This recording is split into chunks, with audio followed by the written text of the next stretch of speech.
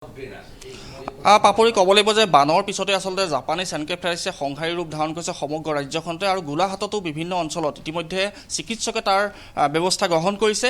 জানুৱাৰীৰ পৰা বৰ্তমান সময়লৈকে গোলাঘাটত এনকেফেলাইটিছত প্ৰাদুৰ্ভাৱ হোৱা ৰোগীৰ সংখ্যা হৈছে 58 গৰাকী। ইয়াৰে 4 গৰাকী জানুৱাৰীৰ পৰা বৰ্তমান সময়লৈকে 4 গৰাকীৰ মৃত্যু হৈছে। আৰু অধিক তথ্যবে মোৰ লগত গোলাঘাট জিলাৰ যুটীয়া স্বাস্থ্য সঞ্চালক আছে, আমি তেওঁৰ পৰা জানিবলৈ চেষ্টা কৰিম। পোনে পোনে তেওঁৰ পৰা জানিবলৈ, যিহেতু বানৰ পিছত এক সংহাৰী ৰূপ লৈছে ৰাজ্যখনত জাপানীজ এনকেফেলাইটিছে, গোলাঘাট জিলাখনৰ কোন কোন বিশেষ অঞ্চলত এনে ৰোগৰ লক্ষণ দেখা গৈছে আৰু কিমানজন চিকিৎসাধীন হ'ব লগা হৈছে? ধন্যবাদ। আপোনালোকৰ মাধ্যমৰ জৰিয়তে আপোনালোক সকলোকে ৰাইজক আমি জনাবলৈ পাই এটা আনন্দও হৈছোঁ, এটা দুখো প্ৰকাশ কৰিছোঁ। যিহেতু এইটো এটা ছিজনেল ৰোগ।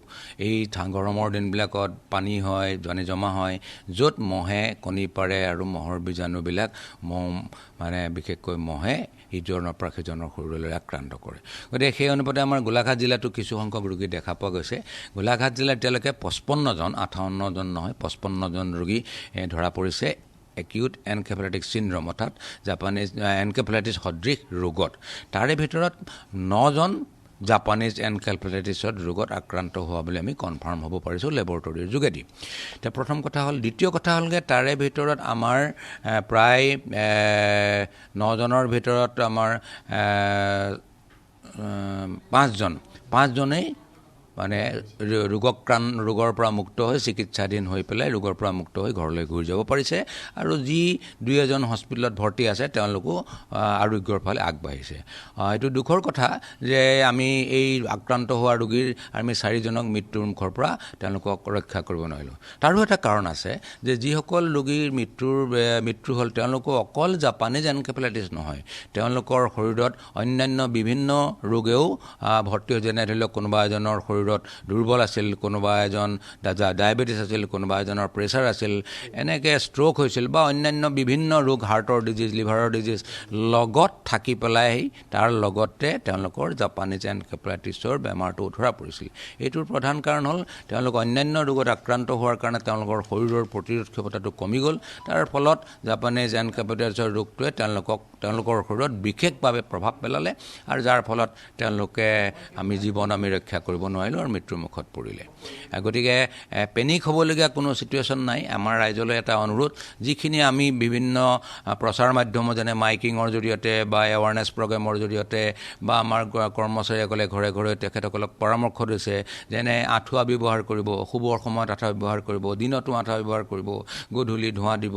তাৰ উপৰিও আমি সেইখিনি কথা তেওঁলোকক পঢ়িবলৈ কৈছোঁ। আমি পথাৰত যিসকলে খেতি কৰে তেওঁলোকক আমি কৈছোঁ হাত দীঘল চোলা বা পেণ্ট পিন্ধি ব্যৱহাৰ কৰিবৰ কাৰণে জানে, কাৰণ সেই জাপানীজ এনকেফেলাইটিছটো বগলী জাতীয় চৰাইৰ পৰা আক্ৰান্ত হয় বা সেই সময়ত তাৰ ওচৰে পাজৰে চৰি থকা গাহৰিৰ পৰা কামুৰি পেলাই আহিব পাৰে। গতিকে সেই শৰীৰত নাকামুৰিবৰ কাৰণে, আৰু যিহেতু আমি জানো যে এনকেফেলাইটিছৰ ৰোগীবিলাকৰ মহটোৱে দিনৰ ভিতৰত কামুৰে, সেইকাৰণে আমি তেওঁলোকক বিশেষভাৱে সজাগ কৰিছোঁ যাতে তেওঁলোকে এই সজাগতাটো তেওঁলোকে অৱলম্বন কৰে। আৰু সেইটো কৰিবৰ কাৰণে আমি তেওঁলোকক প্ৰায় যথেষ্টখিনি আমি এৱাৰনেছ মিটিং পাতিছোঁ। আমি যদি সংখ্যা হিচাপে আপোনালোকক জনাওঁ, আমি প্ৰায়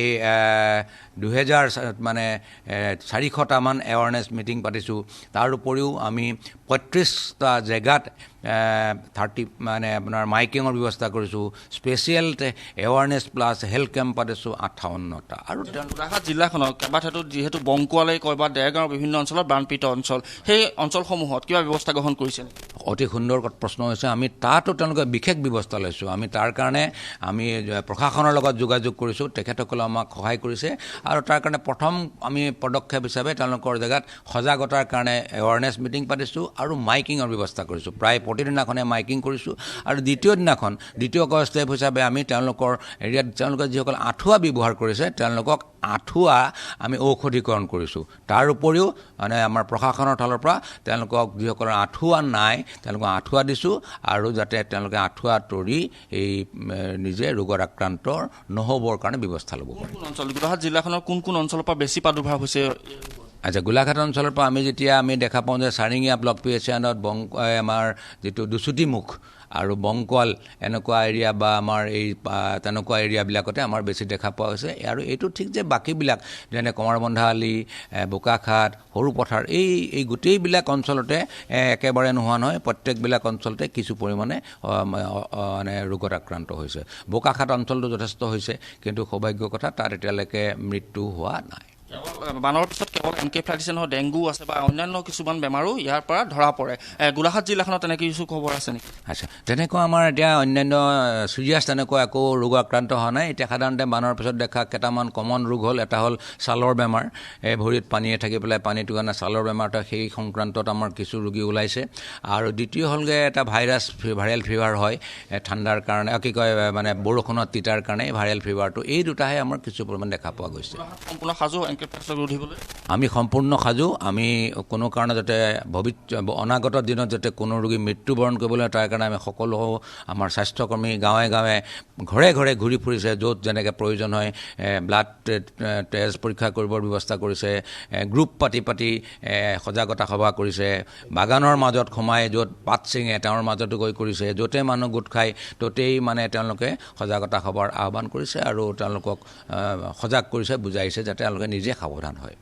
নিশ্চিতভাৱে পাপৰি ক'ব লাগিব যে ৰাজ্যজুৰি যি জাপানীজ এনকেফেলাইটিছৰ আতংক গোলাঘাটতো ইতিমধ্যে সমান্তৰালভাৱে দেখা পোৱা গৈছে। আৰু বানৰ পিছত বিশেষকৈ বান অধ্যুষিত যিসমূহ অঞ্চল, সেইসমূহ অঞ্চলত আচলতে চিকিৎসকে তেওঁলোকৰ যিসমূহ যাৱতীয় ব্যৱস্থা, সেই ব্যৱস্থা গ্ৰহণ কৰাত ইতিমধ্যে যুটীয়া স্বাস্থ্য সঞ্চালকে জানিবলৈ দিছে। সম্পূৰ্ণৰূপে গোলাঘাট সাজু হৈ থকাৰ উল্লেখ কৰে পাপৰি।